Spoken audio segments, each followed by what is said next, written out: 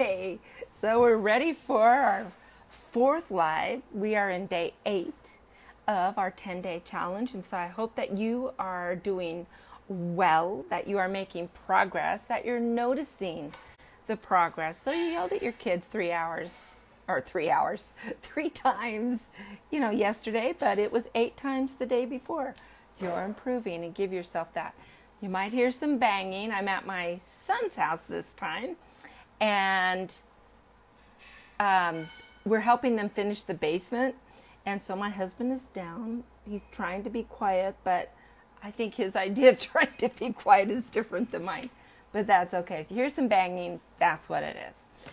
Anyway, I hope that you're just having a great time with your kids and just learning to just enjoy them. And some of the goofiness that goes on, and it can be kind of a pain for the moment, but realize that this is appropriate. We talked about that in our last video. This is appropriate for their age, and we're going to help them through it. How's that? So we're going to work with that. If you have any questions or you have any thoughts that you want to share, you can always put them in the comments, and I would be glad to address them. So today we're going to cover a few things. It'll be short, don't worry. But, sorry. Yeah, I was in the pool less than a half an hour ago. So I'm just trying hard to keep it all together. So we're going to talk about being really clear about the roles and the expectations. And so we're going to say, for example, we were going to go to the pool with my 3-year-old grandson, who I've been having fun with all day, while my son and daughter-in-law had different work obligations and didn't have childcare, which made my day, right? So for the next 2 weeks, I'm going to be with them helping out. And so we were getting ready to go to the pool, and we talked about, as we're putting his swim trunks on and getting his sandals on, and we talked about we don't go in the water until we have sunblock on. You have to have your water wings on. And we talked about how we're going to walk, because we want to try and present the rules in a positive. So instead of saying don't run, we're going to say walk. Now that's a trick that good teachers will use. If you see a child running down the hallway and you're like, hey, don't run, they're going to keep running most of the time. But if they say, hey, Junior, walk, that's a positive. You're telling them what to do rather than what not to do. Now, I realize that sometimes there are things that we have to say if we have to reestablish the rule. We don't hit our sister. We don't hit the dog. But then we're going to tell them what we can do instead. And that's going to be, we're really going to talk about that a lot on Wednesday, which will be our last live and the end of our 10 days. And so I'll be excited to hear about how you guys are all doing. I am going to ask if you would leave a comment on the Facebook page, or you can just email it to me, whatever. Put it on our Instagram page. I don't care. But leave a comment on maybe some things that you did, some things you learned. Did you have any moments of success? Realize, too, that nothing changes overnight. And yelling is something that is just so accessible. Really, I think of it a lot as trying to stop smoking, because it's so accessible. It's around you. You see it wherever you go with the cigarettes, but that voice is there. And like I said, sometimes we start yelling and we don't even recognize that we started yelling. Isn't that hysterical? I've done that so many times. Anyway, all right. So we want to be very clear about what the rules are. And especially at the beginning, as they're used to it, or as they're not used to it, it might be something new. You're going to want to do like step by step instructions, okay? And so that they know whatever that is. Now that might go with routines, getting them out the door, when we get ready for bed, those kind of things that are a routine. But then let's say you're going into a store and you have your little one with you and you're going to say, all right, we're going to the store. So what are the rules for the store? See if they can help you with that. And then if they miss something, you can say, all right, and are we holding mommy's hand? Yes. Okay. Can you hold on to the cart? Maybe sometimes you need both hands, but they can hold on to the cart. A lot of times I'll have like kind of cargo-ish kind of pants, or when my kids were young and I was, skinny and cute, I'd wear overalls, and I had like those little loop things on the side, and they knew to hold that loop on the side. Whatever works for you, but so that your child knows that we're going to be there. If you've been able to plan ahead, which is always my suggestion, and say, okay, here's our list of things that we need. What's nice is when you go into the store then, and they want something, you can say, oh, let's see, is it on the list? And you look down, I don't see it on the list. We can't get it. It's not on the list, but we'll be sure and get it next time. We'll put it on the list, right? Usually they'll forget about it by the time you're coming back again.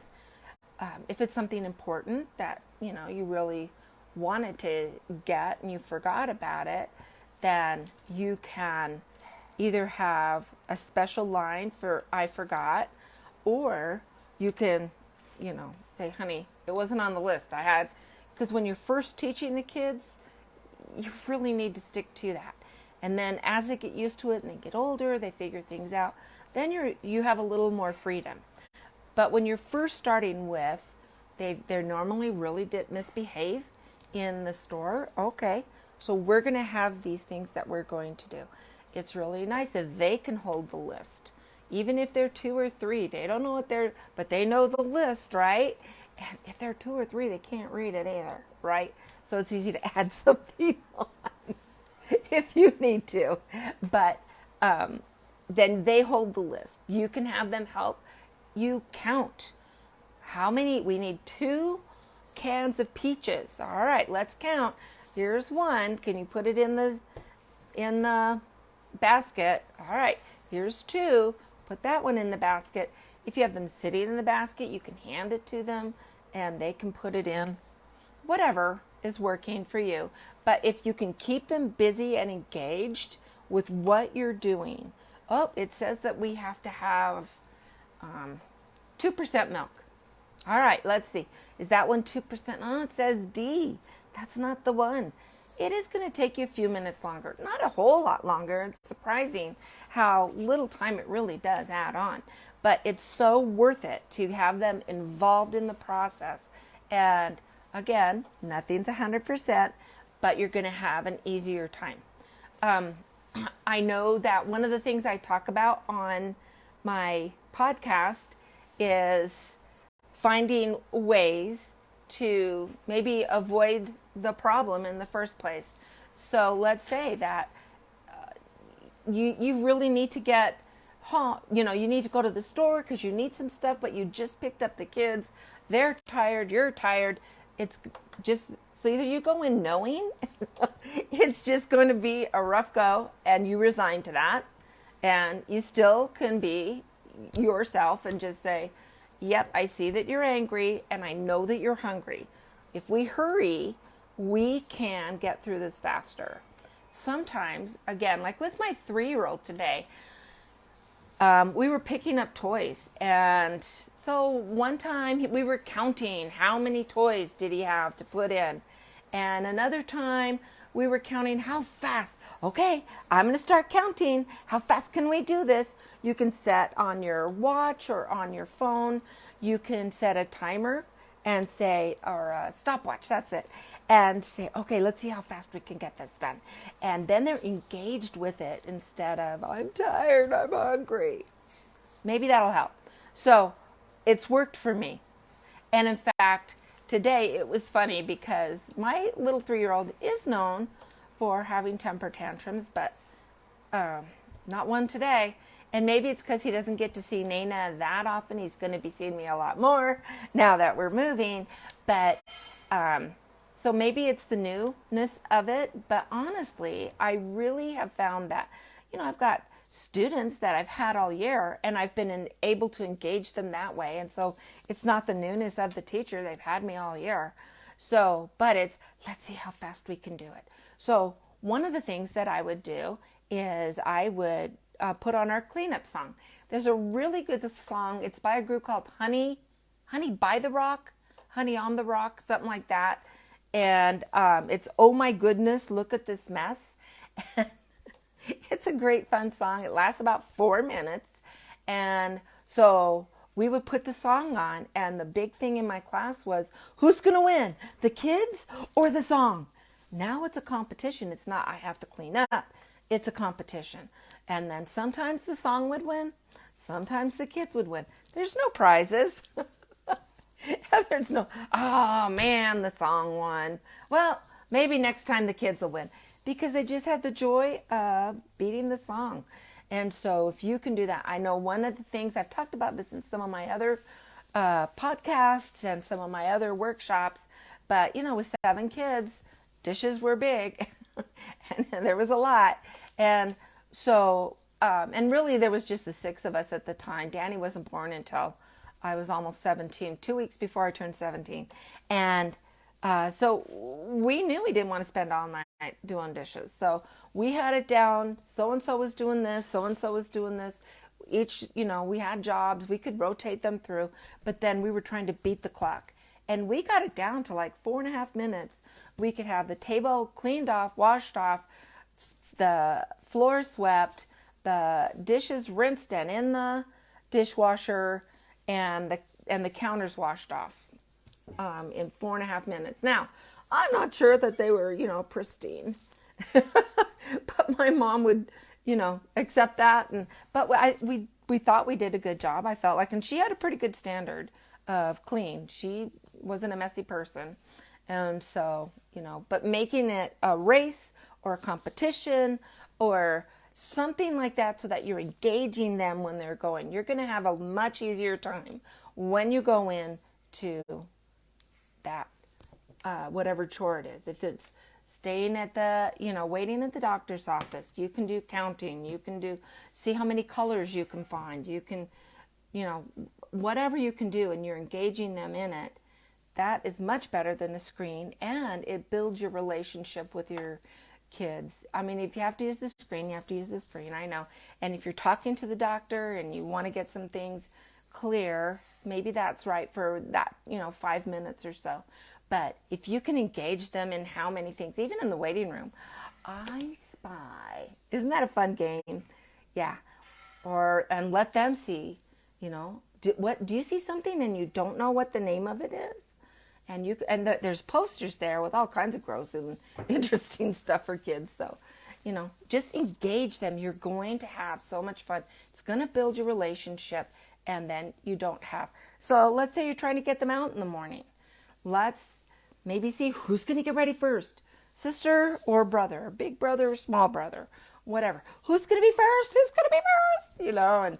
And then have something fun, or maybe they get to do something extra after school, whoever's the first one, or, man, there's a granola bar for whoever's in there first. Oh, yeah, he won. So, I want one. Yeah, we'll go faster tomorrow, and maybe you'll get it. And when they're in school age, they can understand that. It's a competition. So anyway, there's just things that you can do. You know your kids well enough to know what's going to work, what's not going to work. But you also have the opportunity to maybe try something new. So, for an example, I had a listener, a podcast listener. She left a review on a podcast, and she said, I tried this and I didn't think it was going to work, but it totally worked. And it was coming in, her kids were fighting and arguing and saying, I hate her, da, da, da. And so I'd given them some ideas of what to do and how to manage it. And she thought, well, I'll give it a try. And she said, I tried it and doggone if it didn't work. It was great. So sometimes, even though you might think it's not going to work, give it a try anyway. And you may just be surprised. All right. So again, we've talked about child appropriate behavior. That was in the live from Friday. And that's number 3 if you're reviewing them or watching them on replays. That's on number 3. But there's something that's kind of different about being realistic about expectations. So a lot of times we go to a wedding, a funeral, we go on vacation, we take them at Christmas to go see the Nutcracker, and we have this in our head that it's going to be so perfect and magical and all of these great things are going to happen, right? And then we go and woo, that's not what happens. And so just realize that when you're in a different environment, kids, just because they're acting up doesn't mean that they're having a horrible time. It just means that either they're tired or whatever. We veered too far from their schedule. Maybe look at, are they hungry? Have we talked about ahead of time? What are the expectations? How are we going to behave? If you're really tired, what can you say? Oh, sorry. What can you say that will help me know that you're really tired and we need to go and take a break or whatever? So Saturday, my husband and I, just us 2 old farts, went to this theme park that's north of Salt Lake City. It's called Lagoon. Had a blast. Us 2 old people. We made it on 3 big roller coasters, but they were big. But it was really fun, man. That's a place to go and sit and watch for parenting ideas and what not to do. But you can see parents that they just push their kids too hard. And now Lagoon's nice. If anyone's in the western half of the country, I like Lagoon a lot just because you can bring in your own food. You don't have to pay for high prices. And then they have these grassy areas and picnic tables and covered gazebo places where you can go and sit down. And so if you have a child that is really tired, a younger child, one parent can go. And it's so funny how often I see the dad is going and offering to stay with the little one while the little one sleeps because they're just wiped out too. But one parent goes and stays with the child who needs a rest, who needs a break. And then you can go and let the other kids go on the rides. Or if you have a teenager that can help and go with rides or whatever, But look for places that you can go to help them rest when they need it. Know the signs and have realistic expectations. And just because they're having, you spend a lot of money on, a big vacation in the Caribbean or wherever, and they're having a rough afternoon. Okay.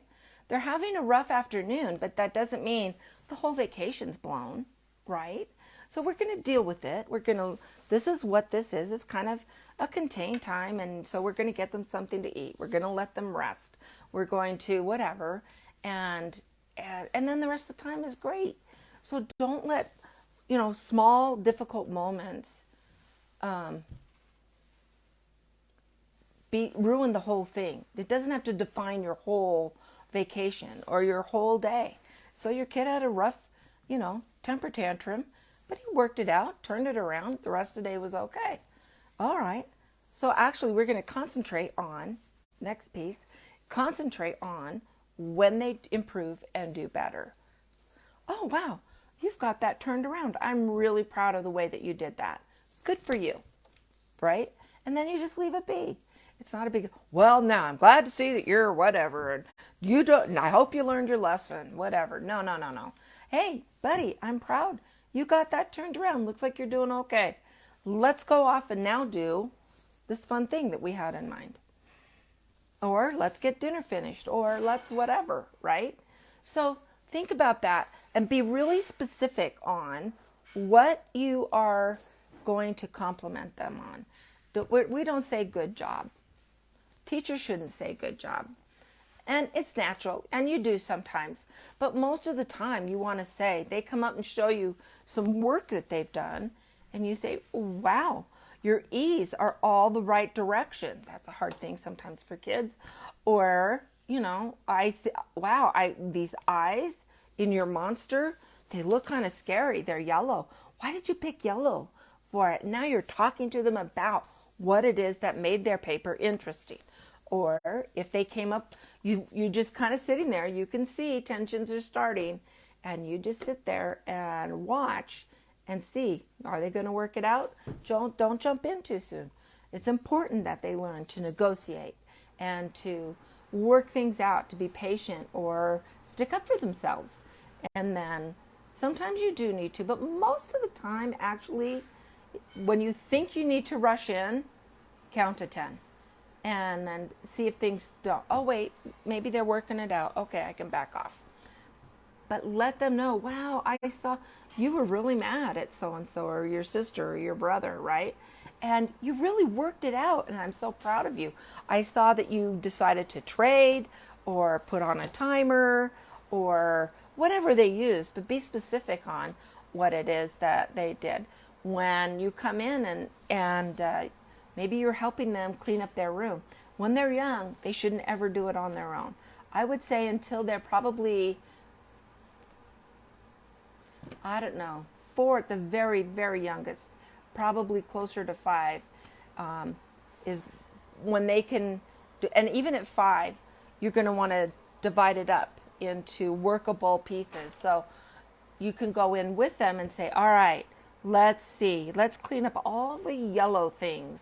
So if it's clothes, we'll put them in the hamper. If it's a toy or a car, we're going to put it where it belongs. If it's shoes, we're going to put those where they belong. Oh, wait, those are black. We're just doing yellow, right? And they're like, oh, yeah. And then, again, it becomes something different. It becomes something that they can be engaged in and involved in. And then, even when you're expecting them to go off on their own, you can say, okay, I want you to go up and don't pick up anything but the dirty clothes and just put them in the hamper.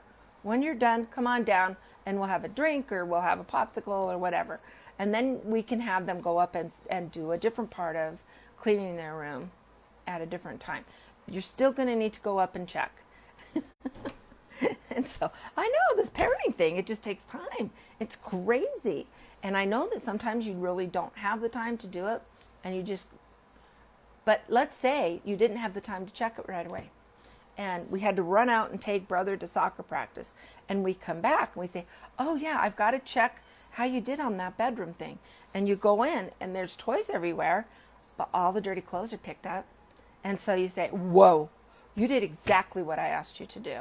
You picked up all the dirty clothes. I don't see anything down, or I only see 1 or 2.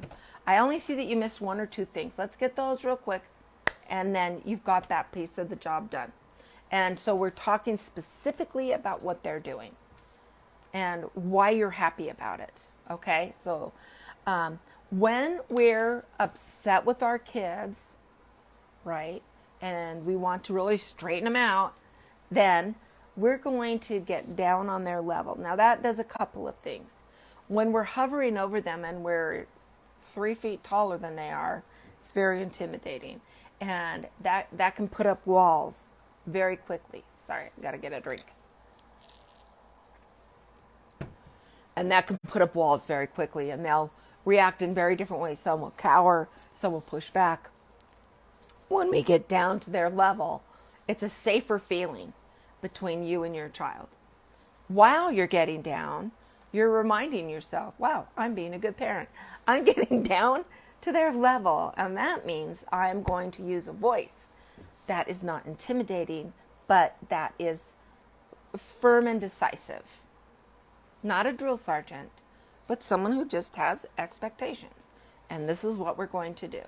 So they just kicked the dog. We get down to their level, and we're going to talk to them and say, wow, I just saw you kick the dog. You don't ask them, did you just kick the dog? Because you're inviting them to lie. You know the answer. If you know the answer, then just say, I just saw you kick the dog. Can you see the difference in that? I hope you can. So you're going to say, I just saw you kick the dog. And that hurts. Have you been kicked before? Yeah. Yeah. Don't ask them why they kicked the dog, especially when they're younger. They have no clue. The dog was there. I had nothing better to do. So I kicked the dog. You know, they're not going to be able to give you an answer. So don't ask for it. Don't ask for something when you know that answer. Did you just take those cookies? No. Their mouth is full. They've got it all around their mouth. No. You're going to see. You're going to say, I see you ate some cookies and I told you not to because we are getting ready for dinner. And so we were going to have some after dinner, but you've already had your cookies. So sister or brother or the other kids or whatever will get to have some cookies, but you've already had yours. So there we are. I hope next time you listen to me. Got it?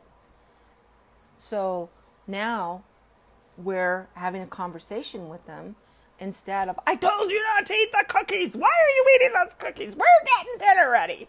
Right? Who wants to listen to that? And is it really something that is going to endear them to you? There you are. Right? Okay. Oh, here's another good thing is when, let's take trying to get out the door in the morning, because that's always a hard thing. Let's talk about it the night before. All right. We're going to have to get to school on time. And that's just how it works. What are the things that we need to do so that we are out of the door on time? And let them come up with, well, I need to be dressed. Well, I need my lunch. I need this. Okay. Can we do any of those things tonight? Yeah, you can make the lunch, right? It's in the fridge. You pull it out. You can have them bathe at night if that works well for them. Some kids, a bath or a shower in the morning actually wakes them up and they need that. And so whatever works right for your kid, but talk about what they need. All right, what's the weather going to be tomorrow? Are we going to need a jacket? Oh, looks like no. So we don't need to worry about that. Or looks like yes. Should we put the jacket in the car or by the door? Now you're offering choices for them, right? And so in the morning, they're like, I don't have my jacket. Remember, we put it in the car. That's where you said you wanted. That was the choice that you made. And I thought it was a great choice. Good for you. You know, always compliment them as much as you can. So we've talked about that. Now for little guys, maybe it is, you can draw a stick picture, you know, drawing something and let them help you. Let them draw the picture. And then you can show them in the morning. Oh, remember that great picture you drew yesterday? Yes, I have it. What were you doing? You know, and you can use that. But as you're involving them, you're making decisions ahead of time. And if you need to get down on their level and say, all right, we talked about this last night. You agreed that we were going to do this in the morning. Now, if you need to cry while you're doing it, okay, you can do that. But we still need to get it done, right? If you need to yell while we're going out the door, that's fine. But we need to go out. We agreed on that. And then when you don't get upset with them about the yelling and the crying, what's the use? Because I only use the yelling and the crying to get my way, to slow things down. And it seems like, tell me if this isn't true, it seems like the bigger hurry you're in, the slower they go. Natural. It's natural. It's normal. It is human behavior. But we need to work through it, right? There are things, sorry, I've got glasses on today and I'm always messing with them. But, you know, it's normal. So what do we need to do? What are some things that we can do? Well, when we've got it down and we've agreed, we put things out in special places so that they're ready for us the night before. That's getting it in their head. Another thing that you can do, and I'm sorry guys, it can be a pain in the butt, I know, but you get up early enough so that you are ready to go when they are getting up. So you get up, you get dressed, makeup if you wear it, do your hair, whatever, and so you're ready to go. So then Your attention is on the kids. The younger they are, the more important that's going to be. And then as they get older, maybe you're going to go in and start with some breakfast or get some of that going. Although, they can just eat cereal. They can have a granola thing. They can have some yogurt and fruit, whatever. It can be really easy stuff that kids like. You don't have to go in and do a Sunday breakfast every morning, but have things set up. And you can even maybe decide the night before, what do we want for breakfast? And I'll put the cereal out. I'll put whatever so we can get started. And then, they're able to pour their own. Another great thing for cereal in the morning is put it in a cup or pour it. But, in a cup, the kids like to pour their own, but the box is so big and it makes a mess. So you put how much they want in a cup, and then they can pour it in the bowl because they like that. They like doing that. You could just put the cereal in the bowl the night before. All you got to do is add the milk, and then there you are. But if you lay out the cup and then they're doing it, that's a whole different mindset. And so I hope that helps you. It's really important to offer choices to your kids, especially when they're upset. So you can say, do you want to cry here, or do you want to cry out in the car if you're at the store? Do you want me to sit with you while you're crying? I get that you're mad and upset at your sister, and maybe they shouldn't be, but we're not going to deal with that right now. They're not going to learn anything when they're upset.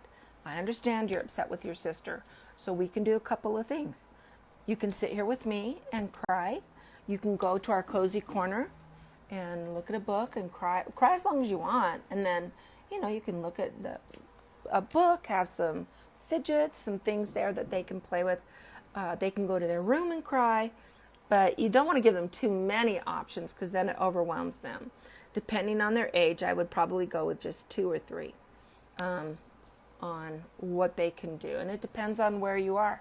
I know with my oldest granddaughter, who just turned 21, so wrong. Anyway, when she was little and we would go to my niece's gymnastics meets, she was really good. She actually wound up with a scholarship going to college with it. But so we loved going to the meets. And so we would arrive at the meet and I would have my sweet little Madeline with me. And we would say, okay, we need to find where the crying area is in case you need to cry. And so we'd go look around and I'd see, there'd be a sign somewhere. I'm like, oh, look, it says right there, crying area. And it probably said, don't stand here. I don't know. But anyway, and very often it could be like kind of under bleachers in an area. I was like, oh yeah, this is the perfect spot because there's no people there. You can cry all you want. So there we go. I'm glad we know where the crying space is. And then we'd go and sit down and, it's okay. She would get bored. That would be things. But then I would say, oh, do we need to go to the crying area? Because I'm happy to take you. No? Oh, okay. All right. But if you need to, I'm here for you. We'll go. You just tell me when. And she'd be like, okay, And so sometimes you can just set something up like that ahead of time. And so they know, okay, if you need to have a tantrum, now they've got permission to have it, and the chances of them actually taking advantage of it are low. Because the tantrum is more about, as they get older, it's about control of you. As they're younger, it's about trying to control themselves. And so there you are. All right. So I think we have hit everything that is on the list for today.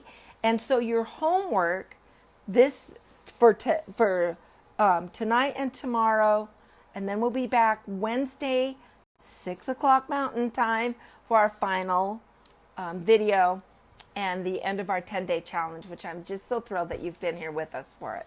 So your homework for this one is to take tomorrow, well, maybe even tonight, and write down, so what is the hardest time with your kids? Are you going to have to get them out the door in the morning? Or what is it? And then offer choices. Are they always fighting with each other? Okay, let's offer some choices around that. And so then you've got the choices already in your head that you're going to offer to them. And then when it happens, you're like, oh, I got this. I don't need to yell. I've got this all planned out. And so then you're going to offer them the choices, and let's see what happens when you do that. Okay? And that's it. So, and it sounds like I'm needed downstairs anyway. So let's go ahead and we'll see you on Wednesday. And if my friend Oliver is listening, bye, Oliver. I miss you. And we will talk to you on Wednesday. Good night.